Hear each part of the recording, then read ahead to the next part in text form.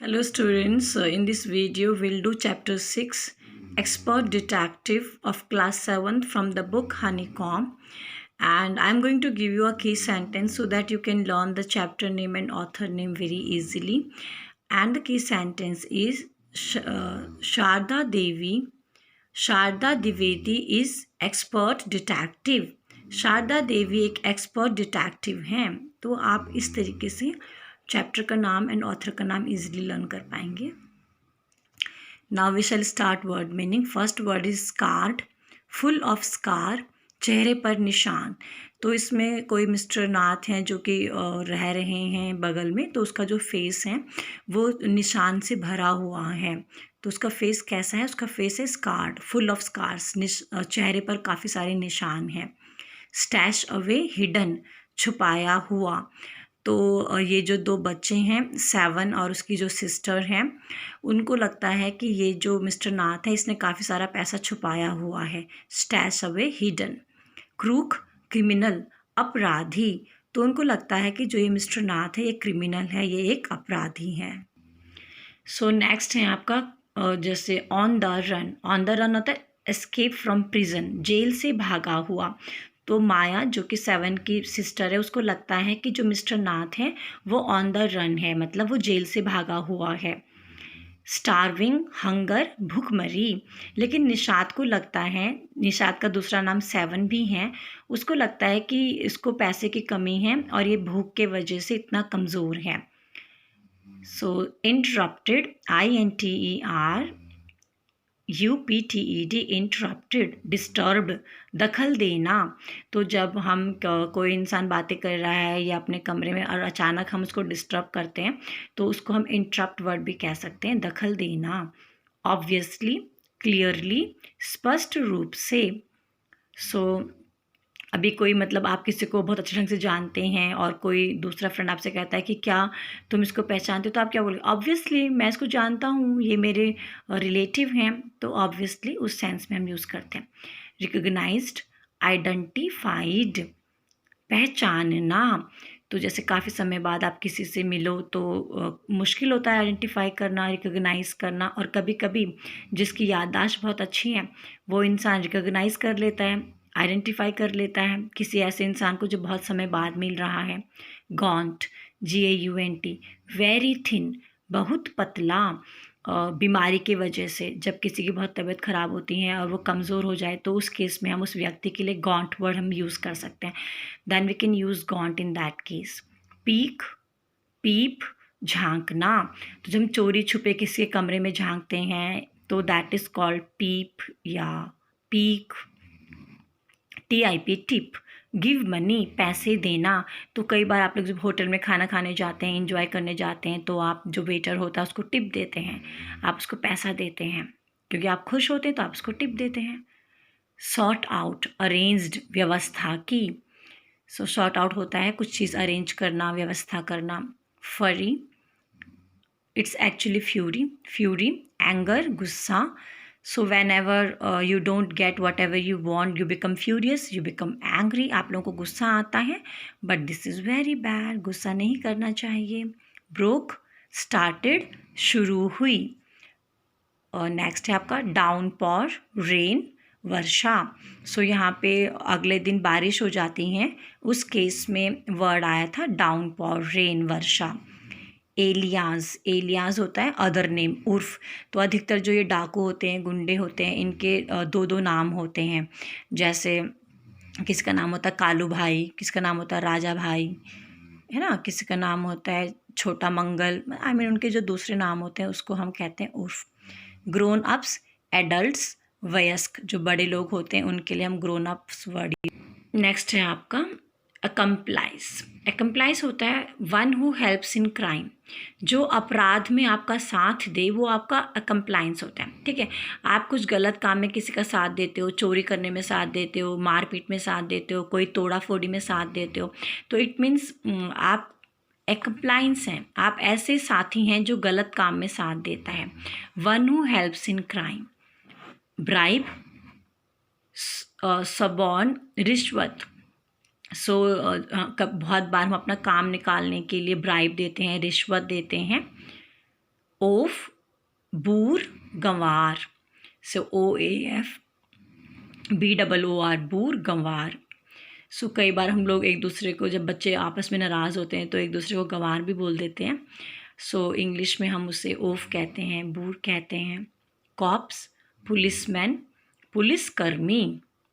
सो जो पुलिस होती है उसको आप कॉप्स वर्ड भी यूज़ करते हैं उनके लिए। प्रोटेस्ट, रिवॉल्ट, विरोध करना। जब आपको कोई बात पसंद नहीं आती तो आप उसको प्रोटेस्ट करते हैं, आप उसके विरोध में आते हैं ना, that is called revolt. नेस्टी, dirty, गंदा। सो नेस्टी आपकी ड्रेस हो सकती है, आप मिट्टी में खेलते हैं तो you become नेस्टी, you become dirty. स्टबर्नली, स्टबर्नली का मतलब एडामेंटली, जिद में। तो अगर आप बहुत जिद्दी हैं तो इट मीन्स आप एडामेंट हैं, आप स्टबर्न हैं, आप जिद्दी हैं। नहीं होना चाहिए, this is something very negative. Glared, stared, घूरा। तो जब हम किसी चीज़ को घूरते हैं तो एक टक देखते रहते हैं, घूरते रहते हैं, तो उस केस में हम ग्लेयर वर्ड यूज़ करते हैं एंड स्टेयर भी करते हैं। मियरली, ओनली, केवल। जैसे हम कहते हैं यार केवल 2 मिनट की तो बात थी, it was merely a matter of 2 minutes only, 2 minute की तो बात थी यार केवल। तो उस सेंस में जब आपको इस प्रकार यूज़ करना होता है तो मियरली, ओनली, केवल। So now question answer, what did Nishad give mister Nath, why. Nishad ने मिस्टर नाथ को क्या दिया और क्यों। Nishad gave a bar of chocolate to him because he wanted to be friendly with him. Nishad ने मिस्टर नाथ को एक चॉकलेट दिया क्योंकि वो मिस्टर नाथ के साथ दोस्ती करना चाहता था। What is strange about mister Nath Sunday. Mister Nath के जो संडेज़ होते हैं वो विचित्र क्यों हैं। Mister Nath daily eats lunch with some visitor on all Sundays. Mister Nath जो है वो हर संडे को किसी विजिटर के साथ लंच करते हैं, तो ये एक विचित्र बात है, स्ट्रेंज बात है। Why did Nishad and Maya get a holiday. Nishad और माया जो कि भाई बहन हैं स्टोरी में, इन्हीं के लिए हमने एक्सपर्ट डिटेक्टिव वर्ड्स यूज़ किया है। इनको अचानक हॉलीडे क्यों मिलता है। They got a holiday as the roads were flooded with heavy rain and they could not go to school. अब अचानक इन लोगों को छुट्टी मिलती है क्योंकि जो सड़क थी वो बारिश के पानी से भर चुकी थी और वो स्कूल नहीं जा पाए। Why does Maya think mister Nath is a crook. Who does she से द संडे विजिटर इज़। माया को क्यों लगा कि मिस्टर नाथ एक क्रिमिनल है, एक अपराधी हैं, और जो संडे को उससे मिलने आता है वो कौन है। Maya thinks that mister Nath is crook because. Maya को लगता है कि मिस्टर नाथ एक क्रूक है, एक क्रिमिनल है, क्योंकि पहली बात, he is mad, strange, unfriendly. वो पागलों की तरह रहता है, विचित्र प्राणी है और दोस्ती भी नहीं करता किसी से। Second point, he lives in Shankar's house for a year. और वो 1 साल से शंकर के घर में रह रहा है। Third point, he does not work but tips well. और तीसरी बात है कि वो कुछ काम तो करता नहीं है और फिर भी इतनी अच्छी टिप दे रहा है, तो इतना सारा पैसा कहाँ से आता है। इन सब कारणों की वजह से माया को लगता है कि मिस्टर नाथ एक क्रिमिनल है, एक क्रूक है। और माया ने कहा, she says that the Sunday visitor is his accomplice. और उसने कहा कि जो संडे उससे मिलने आता है वो उसका अकम्प्लाइज है। अकम्प्लाइज मैंने आपको कहा था बच्चों, वो इंसान जो आपके गलत काम में साथ देता है उसको हम अकम्प्लाइज कहते हैं। सो ये हमारे क्वेश्चन आंसर्स थे। सो this is our books exercises. हमें यहाँ पे कुछ फ्रेजेस गिवन हैं और हमें इन फ्रेजेस को यहाँ पे इनको मैच करना है इससे, तो आप प्रॉपरली देखिएगा। फर्स्ट है आपका finger tip. So finger tip को आप मैच करेंगे the ends of one's finger. हमारे उंगलियों का जो एंड होता है, जो नेल पोर्शन होता है, उसको आप फिंगर टिप्स कहते हो। The tip of your nose. So second है आपका the pointed end of your nose. हमारे नोज़ का जो पॉइंटेड एंड होता है उसको हम कहते हैं tip of your nose. Tip the water out of the bucket. So empty a bucket by tilting it. बाल्टी को टेढ़ा करके उसको खाली करना, तो आप थर्ड को मैच कीजिएगा, empty a bucket by tilting it. Next है आपका have something on the tip of your tongue. So इसको आप मैच कीजिएगा, be about to save something. जब आप कुछ बोलने वाले होते हैं तो आप उसको फ्रेज में ऐसे भी कह सकते हैं, अरे Ram is having something on the tip of his tongue so please wait listen to him.